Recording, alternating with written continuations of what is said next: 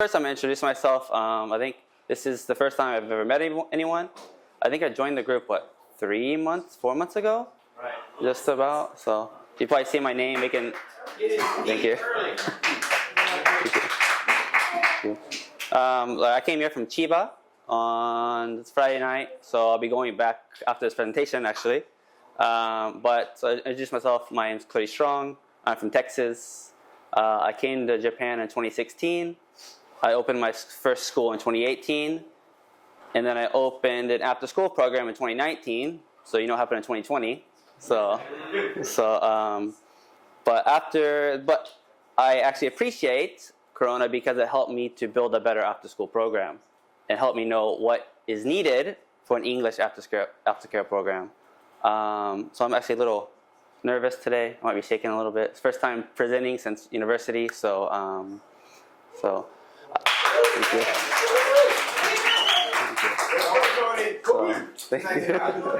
Thank you. So first, who currently has an after-school program, and who's thinking of opening an after-school program?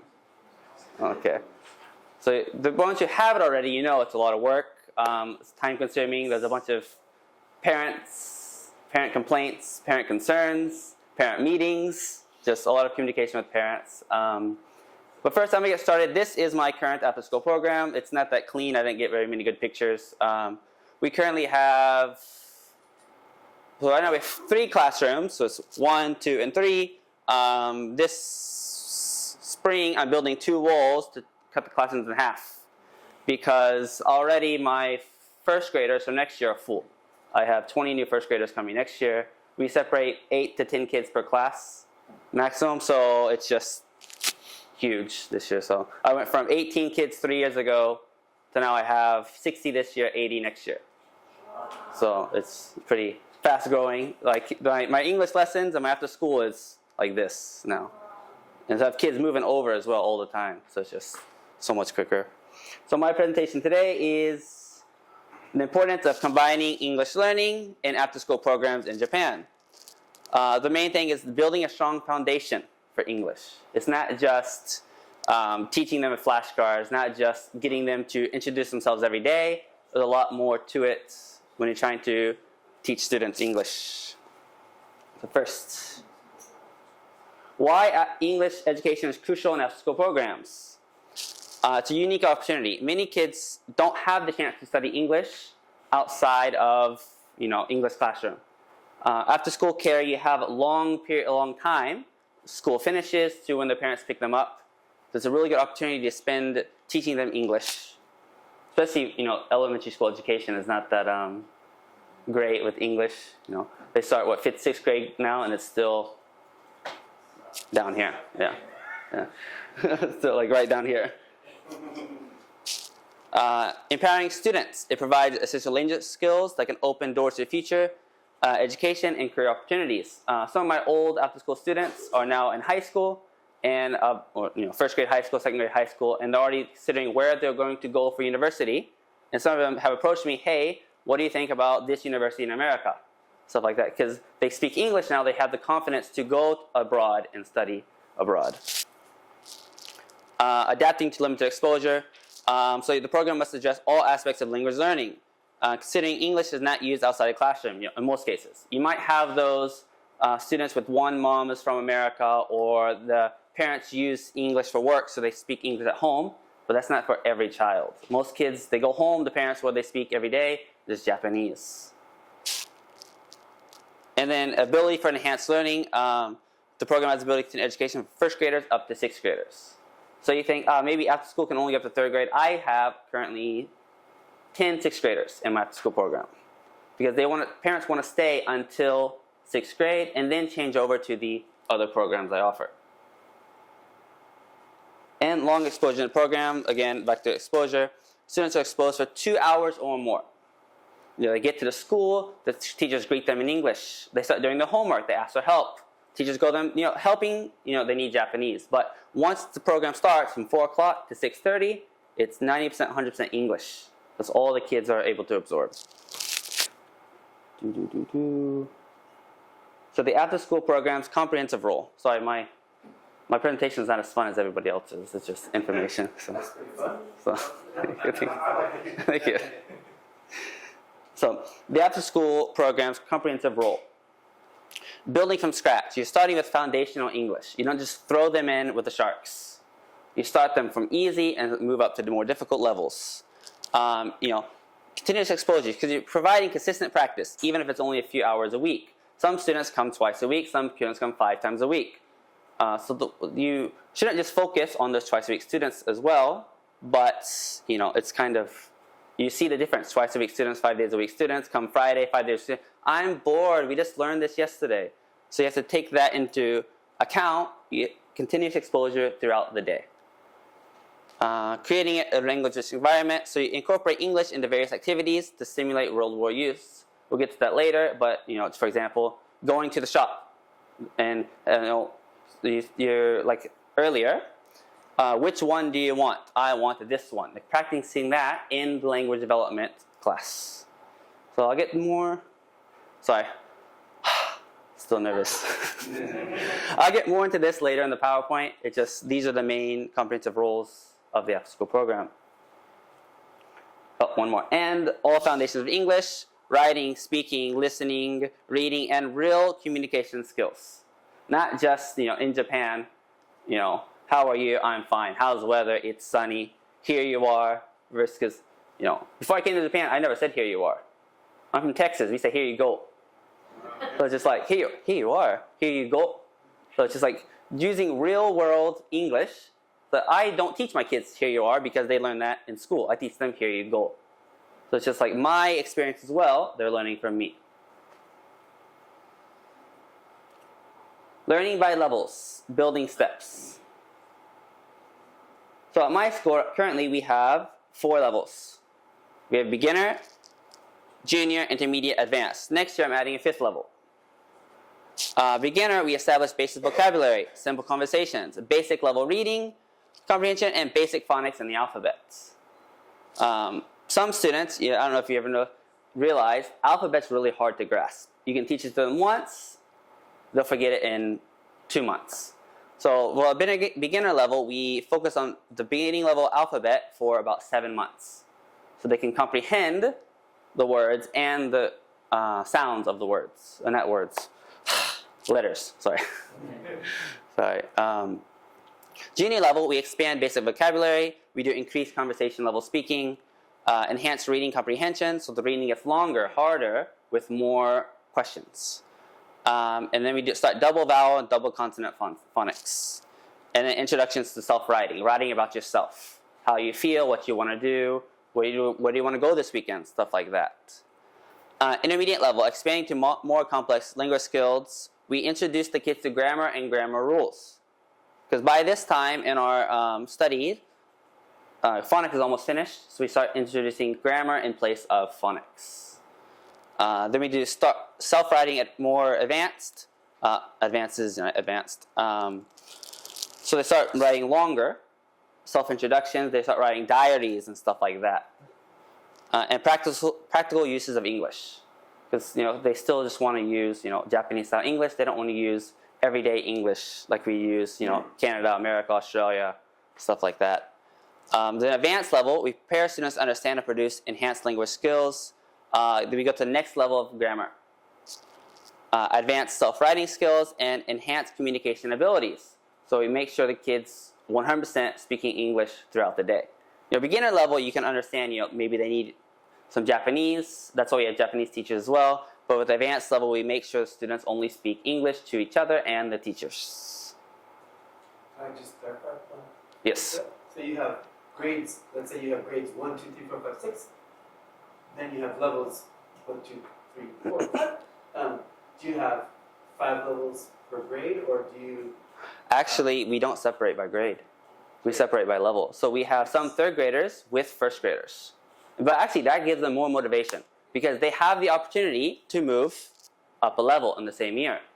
So you have the 3rd grader, the 1st grader, and he's like, I don't want to be the 1st grader. My friend's in the junior level. So they start doing more. Actually, I've had parents tell me they study at home when they're in the lower levels. If you put them with their friends to begin with, motivation's gone. I can't speak English. I don't understand English.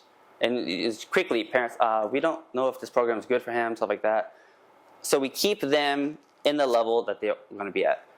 But usually we don't accept 5th and 6th graders because that's kind of too late to start this program because they would be around this level. So we recommend 5th and 6th graders who want to start English, they just start with our regular lessons. So each of these levels are in separate rooms? yeah, they're all in separate rooms. So that's why now we have about 3-4 rooms. Next year we're going to have 5 rooms. So, but next year we'll have maybe, I haven't decided, maybe 6. Because I'm full next year, so I have to start another group for the 1st graders. So we might have 2 beginner levels at the same time. But again, this is my fastest growing course I've had, so it's pretty incredible. Beginner level focus. So the beginner level focus objective is to build confidence in basic communication and foster an interest in English. You may get a bunch of students when they come, 英語やだ、やりたくない、つまんない。So you want to make it fun and interesting as a way to make them start to like English or at least grow an interest in studying English. Skills developed, basic vocabulary, not just, colors and animals, stuff like that. We have an actual structural textbook plan for each vocabulary. Teachers get it, every April because we keep one textbook and then every year we just change to another textbook. Just keep things refreshed. Understand everyday phrases. The first thing they do when they come to school. How was your day? How was your day today? What did you? If it's a Monday, what did you do this weekend? Did you have a good time at school? Do you have your backpack? When they go home, don't forget your backpack. Do you have your homework? Do you have your those basic everyday communication skills just from the coming to when they're leaving? And then simple sentence constructions. I like. I can. What do you want to do? Just building up to simple sentence construction. Teaching methods for beginner, we use songs, visual aids, and a lot of games to make it more accessible and engaging, to make them have more fun while they're learning. It builds a little bit more interest, and it seems to make the parents happy. When the kids go home, they're singing songs still from the lessons, like, oh, you had so much fun today. I'm like, I'm glad, thank you. Junior level focus. The objective is to bridge the gap between the beginner and intermediate levels and help make the interest into a love of the language. Because maybe when they become beginner level, they start liking or having interest. But you want to make it when they're at junior to love the language. Because it's going to start getting more difficult as they get junior level. A lot of times you see students either, if they're not liking it, the motivation is down. They don't try in class. They just want to go home every day. They start trying to sleep in class. Oh, I'm tired. I had basketball yesterday. And it's just like, the kids have to like the language to spend 2.5 hours there 3 days a week, 2 days a week. So we expand the vocabulary, comprehension of short dialogue. So students start doing short conversations with each other in class. And introduction to basic grammar structure. I am nani nani, he is nani nani, to make sure that, just an example, bidoshi, am is are, and making sure to always match the pronoun with the Verb. There you go, verb. Yeah. There's my ADHD there. I forget my English. Then teaching methods, we start with more interactive storytelling, vocabulary games, listening exercises. A lot of listening exercises. We have the kids listen, and then teachers ask them questions based on listening to make sure they understand.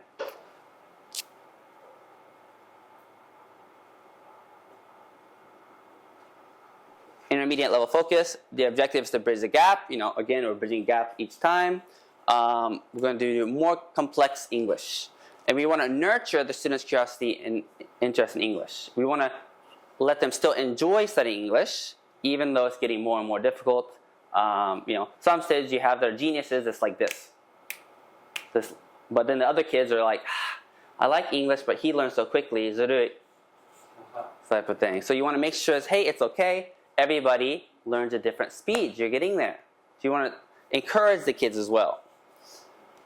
More vocabulary expansion, sentence variety, longer sentences, and understanding short dialogues. Be able to listen and have a conversation in a short amount of dialogue. And then teaching methods, we have role-playing conversations. So teachers, give them words, and the students have to role-play using those words. For example, let's go to the supermarket. One kid, I want to go to the supermarket. Other student, what do you want to buy? I want to buy cucumbers. Why do you want to buy cucumbers? I want to make a cucumber sandwich. Simple storytelling, so kids make their own stories. So we give them time to write and present for stories as well. And group activities, so students do, same thing. They can make stories, their own conversations together. Just do activities with a group so they don't feel like they're being left out. Because a lot of times the kids will feel left out if it's always just tables, tables, tables. This student's really quick, this one's really slow. But you put the kids together, and maybe they learn from each other as well. And then our advanced level focus. So the objective is to equip students for real life English use. So these students are at least 4 to 5 years into the program. So they're really, 2, 3, 4, 5 days a week, every day studying English. You want to have a natural personal relationship between students and English so they feel that they can do it. Now, it's still difficult. I don't know if I want to do this anymore. Because you know what happens when kids get 4th, 5th, 6th grade? They're like, もうやだ。もういらないよ。ずっと日本住んでるよ。英語いらない。And you're just like, don't think like that. Because this is something that's very important for the future. And that's what kids don't understand as well now. English is important for the future. You have to get them to grasp that and get them to understand that using English and learning English is good for them. Skills developed, engaging in discussions, writing longer texts, 1 page, 2 page of writing, understanding various accents or speaking speeds. That's one big complaint I get. I can't understand this English because I'm from Texas, but I speak very clearly.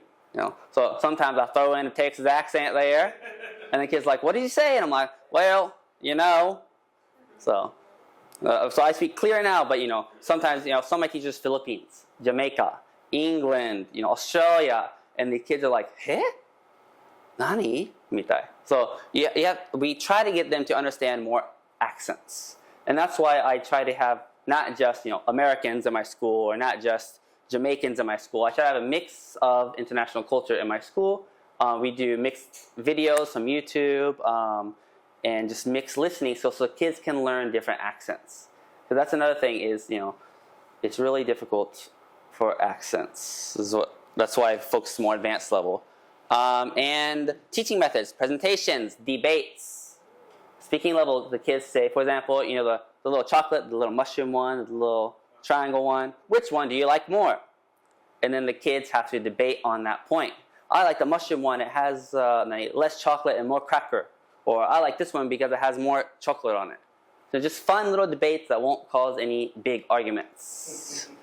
Because, they'll have those big arguments. So I've even had one debate about the best Pokemon, and that didn't go over very well. No. It was like, what'd you say? We have started reading news articles in English. They make junior high school and high school level English news articles. Because if you've taken from CNN, those kids are gonna be like, "What is this?" Just reading news articles. The 4th, 5th, 6th grade, they might not understand everything that's going on, but they can kind of read and start writing essays. Long essay topics. So, what would you do in the future if nani nani? It may be 200, 300 word little essays during class. So, some kids are like, "Mo yada."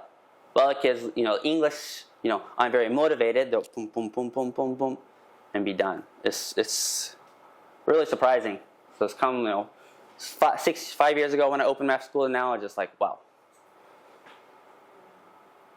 And so now next we go reading development without formal school exposure. For beginner reading, we do teach basic phonics and sight words. Start with essential reading skills for beginners. Include short stories and easy stories. So we start them off first with phonics and sight words. Move on to long reading, and so long but short with reading comprehension.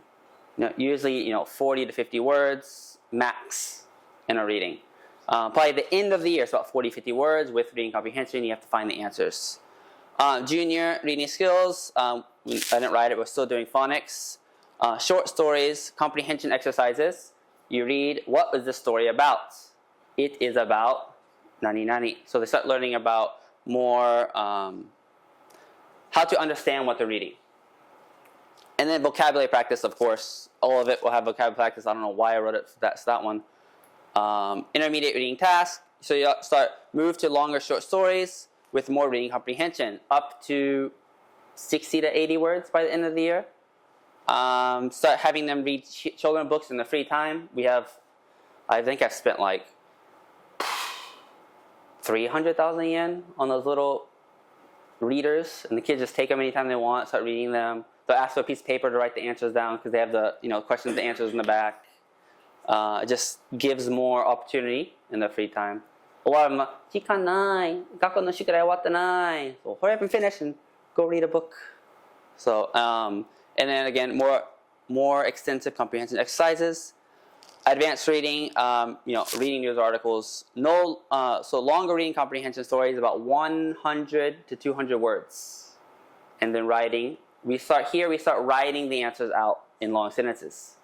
So how did he go to school yesterday? He rode his bike to school yesterday. Instead, there's no multiple choice anymore. They have to actually write out all the answers. Complex text, and then we discuss the meanings of the reading. So what is the meaning of the story? Why did the writer write the story? So it helps them to engage in the story. They have interest in the story, not just, okay, read comprehension, okay, we're done, what's next? So actually trying their best. Oh, well, 24 minutes, okay.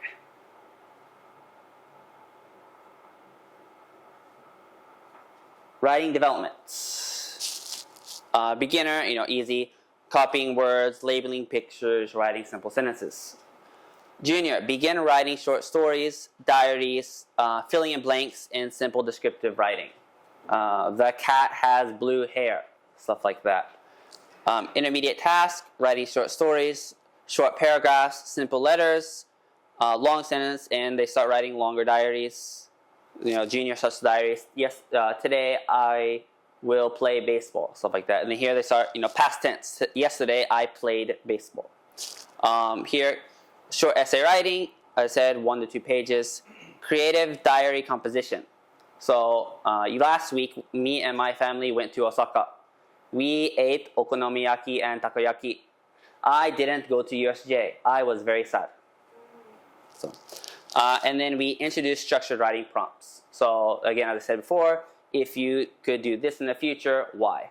And they have to write based on that.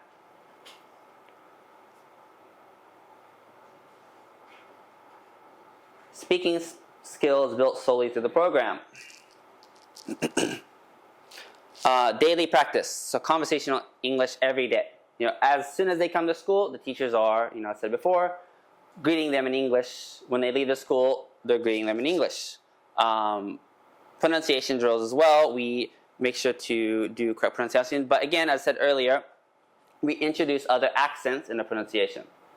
So everyone always wants to have perfect pronunciation, but I'm from Texas, we'll say car, and you go to New York, car. Right? So you have to introduce them to those other accents as well. Role playing, real life scenarios. I forgot. Intermediate. There you go. Use skits and dialogues again. All of this is just what I said again before. I'm just repeating it again. Beginner speaking activities, reading and role playing from the textbooks. Every textbook has the people speaking and have the kids role playing as those characters.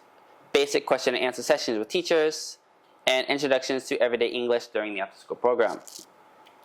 Junior speaking activities, short dialogues, answer question sessions with the teachers at first, because when they're still learning English and you're trying to answer question sessions with each other, what are they going to do? Freeze or just 英語わかんない忘れた. But if you do it with the teachers, they actually have to try. Once you get to junior, or once you get to intermediate level, we start doing answer question in pairs, as well as with teachers. We do self-presentations, kind of like a show and tell. I did this last week. I want to do this next week. I spelled text wrong. That's very Texan of me. Yeah, that's very Texan amazing. Yeah. Hey there, Tex. Sorry. The question is, and then presentation of ideas. What's your idea? So if we do this, what is your idea for that? So for example, what did we do the other day? If they stop making Pokemon, what would you do? Type of thing. So, and kids are like, hey! Like, that's a good answer. So just, ideas. So if this happens, how would you feel? What would you do? Advanced speaking is pair debates. As I said before, which is better, this? Or what do you think should be, for example, you see construction company, sometimes, building something. What do you think that will be? And you give them two options. And then they say it's this. Why do you think that as well? Or what do you want it to be? I want it to be a game center. Or I want it to be a shopping mall. The mall. You can have a shop, but never mind. I said, but you can have a game center in the shopping mall. But so storytelling, again, they make stories and do storytelling in front of the class. So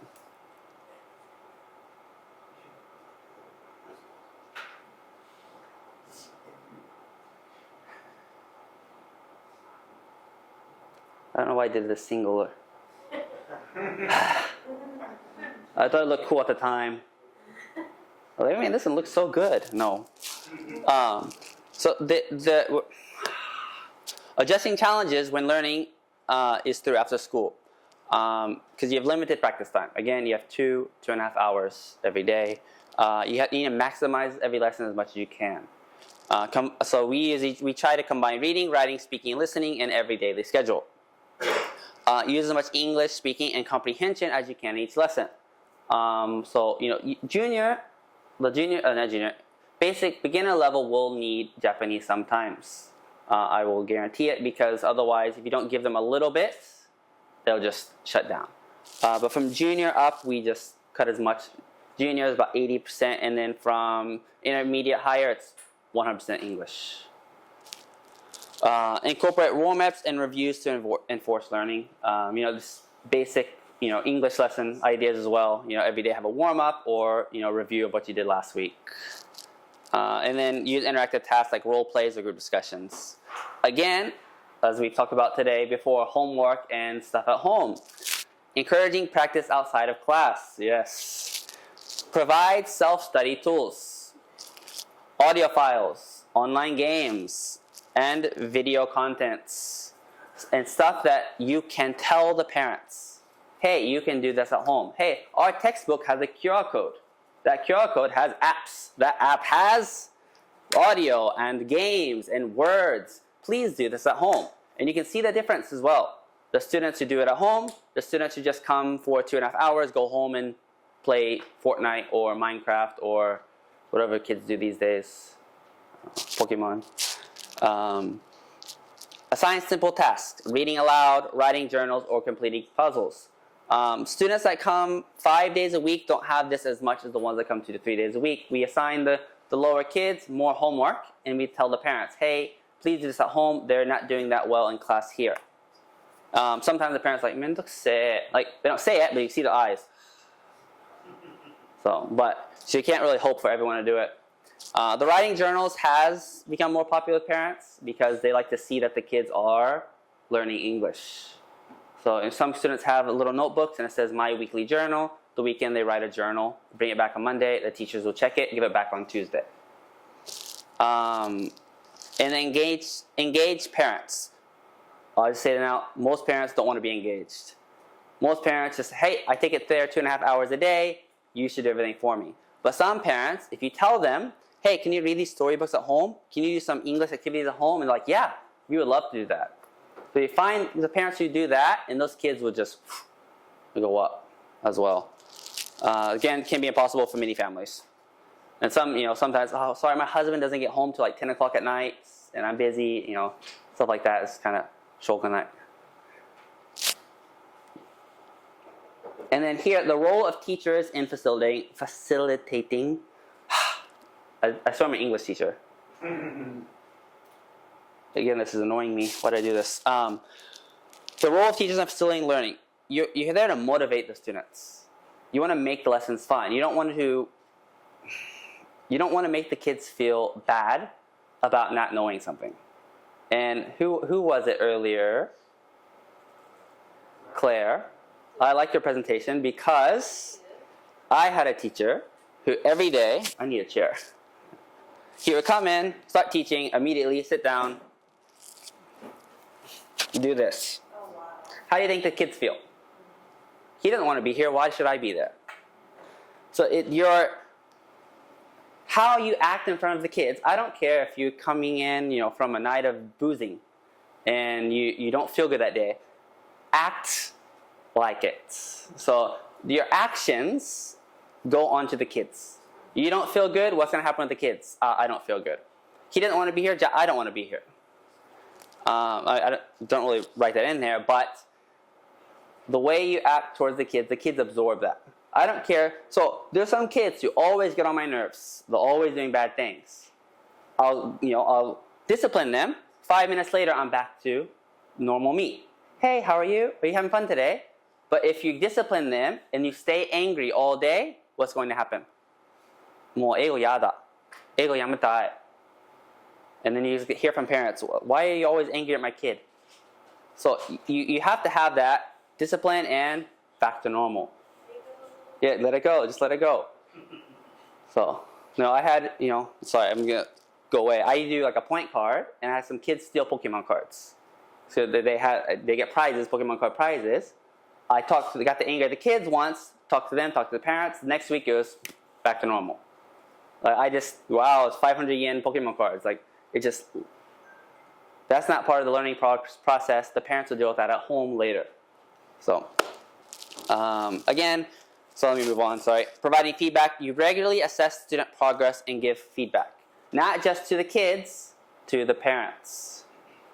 Hey, the kid has been acting up recently. Is there something going on? We're kind of concerned about this. Can you see if there's something going on at school? Because, maybe there's bullying going on. You don't know because the kids don't want to tell you. So if you give feedback to the parents can check as well. So that's another important part. Creating opportunities for practice. Integrate English in various program activities. You'll see in a little bit, we have a bunch of that. We go out, especially summer vacation. We have I'll get into that later. We have long vacation time. We'll go out. We'll go to a museum. For example, this year we went to the Science Museum. And as we were going to the Japanese, I only took English teachers with me. I left all the Japanese staff at home. So the kids had to learn the English meaning of this. The kids had to communicate with the teachers in English. So it gives them more of an opportunity to speak English and learn about things they're interested in English. English education emphasis. So again, always speaking English to the kids. I keep saying this, but it's very important. You have the teachers who change to Japanese, and they won't change back. That's why it's very important to continue speaking English and encourage the students to speak English to you. For example, I ask students questions. What did you do yesterday? Kino, game is on that. What did you do yesterday? But try it again. Kino, game is on that. What did you do yesterday? I played games yesterday. You just keep telling them, I'm not going to stop until you answer me in English. And again, creating activities that can help children to use English more naturally and encourage more English communication. Again, a lot of your presentations are great. You had all these amazing games, which is amazing for kids. And creating a rapport. Again, I talked about my teacher earlier. He'd always come sit down. Do you think he had good rapport with the students? No. He can't come in, straight, sit down. Okay, guys, open your book to page 15. Open your book to page 20. That's not good rapport. He didn't want to play with the kids. You want to play with the kids. You want to have good rapport with the students. Let them know that, hey, I'll discipline you when you're bad, but we're all here to learn English together. Again, I spelled understand wrong. Understand. I guess that's my text. That understand something. I think I did this in my sleep. So you want them to be able to feel confident in lessons and be able to express themselves and they're able to understand something or ask questions without hesitation. That's the one thing kids aren't, is confidence. If you make them feel confident, they'll speak more English and they'll answer questions. So Now, sorry, I'm gonna go over my current after-school program in Chiba. Currently, our school finishes at 19:30. Our lessons are from 4 to 8:30, with optional advanced lessons from 6:30 to 7:30. Advanced lessons can include Aiken lessons, math and English, stuff like that. A lot of parents are just like, 6時半も帰るかな? But then some parents, they don't finish work till 7 or 7:30. So they take as much opportunity as they can to learn more English. Our target students are elementary school students looking to improve their English in a safe, fun, and engaging environment. Our curriculum highlights are we focus on practical English skills through phonics, speaking, reading, and textbook lessons. We do, as I've been going over today, always levels. And we have time for homework, free play, and structured activities. Unfortunately, some students don't get homework free play because school finishes 3:30. We pick them up. They get this to my school by 3:50. They have 10 minutes to get ready for lessons. So, it's not, but when they're younger, most first graders finish, 2:30-ish? Around 2:30. They get about an hour and a half of free play and homework time. Do you pick up directly from the school? Yes. So we have 3 cars currently, and 3 drivers, 3 cars. If someone's sick, then I go, and hey guys. So it's kind of fun. Actually, our closest school walks because it's so more students, and we're in the school district, so it's 10-minute walk. They just walk straight there. We're in the countryside. Nothing's probably gonna happen. Nothing's happened in 6 years, so. Ow. One kid did go to the friend's house the other day, and they came an hour late. And I'm like, "Where did you go?" "My friend's house." "Why?" So. Do they pay the same amount when they finish school at 3:30? Yes. So I don't do by hours. I do 1-day fee. So for example, if from 12 to 7:30, it's 1 fee. So if school finishes 12:30 that day, school finishes 2:30 that day, they just pay the same fee, pretty much. This other, you probably know, Kids Duo. Everyone knows Kids Duo. They do that, pay by the hour, whatever crap, but it's just the same fee. So, because once you start doing by the hour, today we finished 1:30. Okay, you add more, and then today we finished 3:30, so it's 2,000 yen less, right? And it's like, Sometimes my kids are coming home at 11:30 for lunch. So usually we'll pick them up 11:30. We'll bring them there, and they get to school at 12. So there's no charge there. And for the option, the parents can make their own lunch, or they can pay us 500 yen. We'll go buy them a lunch. We keep the change. What are your teachers working on? Right now I have 2 full-time teachers that work between 10 and 8. So, the schedule, 10 to 8. So, 10 to 7 or 11 to 8. But so usually we have teachers there, and I have 4 part-time Japanese staff. So if we need someone in the morning, they can work morning as well. So. Do you plan to offer a junior high school level Kairos style classes as an extension as your kids get older? I do. I have a 2-hour junior high school course. And that's on top of 8 p.m.? That's after 8 p.m.? Yeah, usually I teach but now that junior high school is finishing earlier, the new law, Monday, Wednesday, Sundays, no clubs. So Mondays and Wednesdays, I start 5 o'clock, 5 to 7, 7 to 9. Sorry, how do you differentiate your after-school program with your English program? It's just separated. But how do you market that?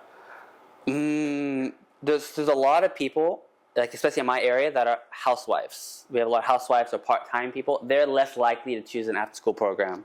But recently, there have been a lot more working people. And the way I advertise the after-school is, why pay for an after-school and English lessons when you can have it together? And there's actually more people interested in having the long study time versus a 1-hour study time.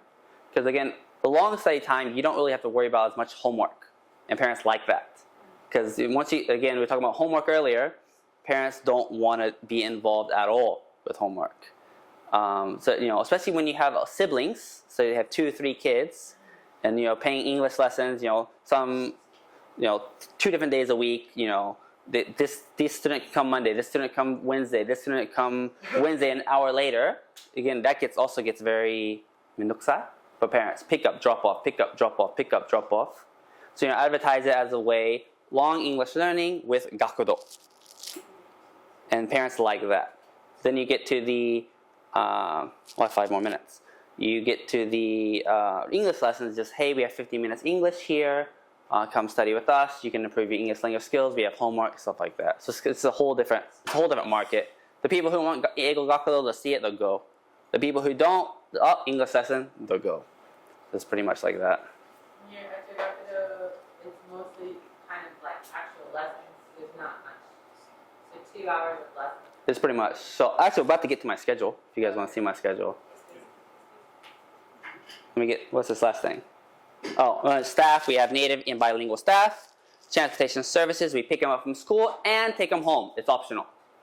So if they don't want to pay for it, they can do it themselves. But some parents do, parents work remote work, pick their kids up from school, come back, drop them off, then come back around 6:30, 7, pick them up.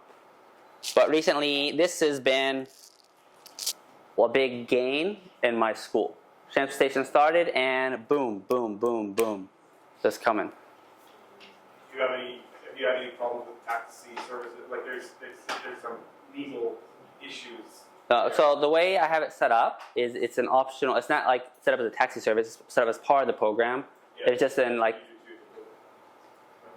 so it's an optional part of the program. It's not set up as a pickup drop-off service. So we don't do any pickup drop-off to anywhere else. Which I've seen other gakudos do, and one just actually got in trouble for it because they're set up. That is an actual taxi service. Hey, we're picking you up, taking you other places. We only offer it as part of our program. So if you pick them up from the school, where do you drop them off? At the school? at the school. Even the schools are closed? Or the parents come to school to pick them up So- after you drop them off? So we take them to my school. Sorry. So we pick them up from the school, then we take them to my school, and then we just take them. No, sorry. Some parents, the home, or if it's a faraway place, we have a pickup area. Okay. So it's not like we don't. Sorry, I got confused there for a second. So pick up, drop off school, my school. Sorry, we drop off my school, and then at night we take them either home. If it's a faraway location, like those places, kids 20, 30 minutes away, we just have a central location for those kids. The parents will come, pick them up, and go home. But if they're closer, you would take them straight to their house? Yep, straight to the house. Because a lot of kids it's like a loop. Right. It's actually faster to take them home than go to 3 schools and pick them up in one day. It's hilarious. And then one more thing we do is regular parent-teacher meetings. I do 2 to 3 meetings every year. The behavior, the level, we have a sheet that teachers go over every month. What's the current behavior level? What's the current English level? Are they doing well in classes? We mark it. I go over with teachers to make sure that parents understand where their kids at. The most complaints I ever got, I don't understand where my kids are at. So I do this. If parents don't come to the meetings, I say, our meetings. You could schedule meetings anytime. So and that's another thing. I also offer anytime meetings. So parents can call me, hey, I'd like to have a meeting next week. Do you have time? Because my thing is communication with parents, letting them know where they're at. So it really helps with trust between us and the parents. And then I don't know who uses the Kodomon app. Yeah, we use the Kodomon app. It's very, very, very good and handy. So we use the official line for regular communication in our school. Kodomon is for our after-school program. It's really good for, it has a bus option as well. The parents can track where the bus is. But I took that off because they're saying, why is it taking so long to get home? And I said, we left 10 minutes ago. We have 5 more kids to go. So it's just one of those things. But they can mark whether they're going to use the bus or not use the bus. They can schedule, if they cancel, they can schedule transfer lesson and stuff like that. And it's really, really easy. Really easy. And they have the beep. And the parents, they arrived. Yay. Sometimes I get messages if they're 5 minutes later than usual. Mom, online. Is my kid there yet? I'm like, can you wait 5 more minutes? Sometimes the traffic. So. I don't use Kodomo. I use a different app, but it does Yeah, it's about the same. When we take the kids to and from, it's all on GPS, so the parents can see. Yeah. Where are they? Oh, there. Yeah. It's like that. Easy. Yeah, the elementary schools basically based online. It has English now. Yeah, it has English support now, so it's really great. So. Actually, I wanted to ask you about the parent-teacher meetings. Yeah. Is that an optional thing for parents? It's not supposed to be optional. but parents think it is. So it's optional. So I get to the point where I'm messaging parents, hey, when would you like to have your parent-teacher meeting? Eh? Isn't that optional? No, it's not optional because it saves me and it saves them. I think I have like 2 more minutes, so let me get the next slide. He's getting close. So currently this is my schedule. We have phonics 1 and grammar, phonics 2 and grammar mixed together. Around here, the phonics 2 and grammar 2 will have a snack here, and then this will switch, so I have a snack lesson there. The English lesson is conducted by the native teacher. It's about 50 minutes. Then they have language development and reading conducted by a bilingual Japanese staff. Sometimes they do need that, a little explanation in Japanese, especially at the beginner level. So pretty much set up like this. Next year it'll be changing because we have a whole new level. And this is our writing practice, tablet practice, or students go home. If they come 3 days a week and they do one of those levels, but another kid only comes 2 days a week, are they coming into the same class? 5 days a week to 2 days a week, they're all in the same class.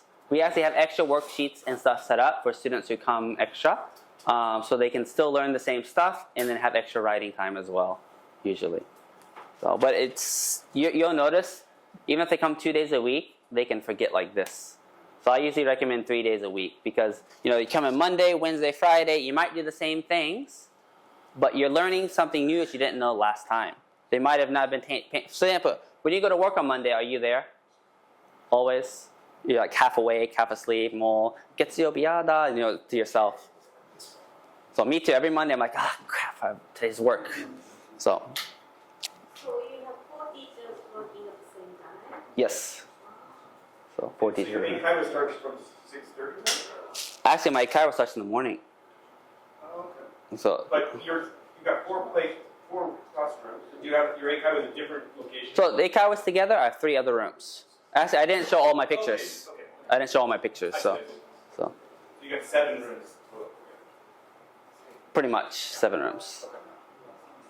So let's go over 1 more minute because he's like, hurry up, Cody.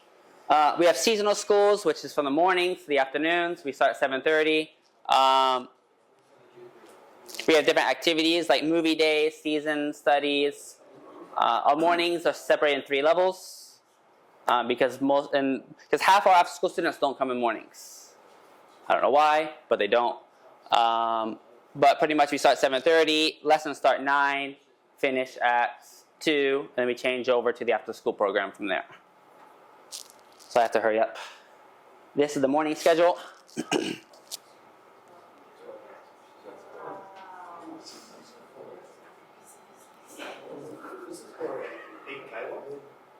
This is after-school program. So yeah. This is like during like summer break. This is summer program, winter program, and yeah.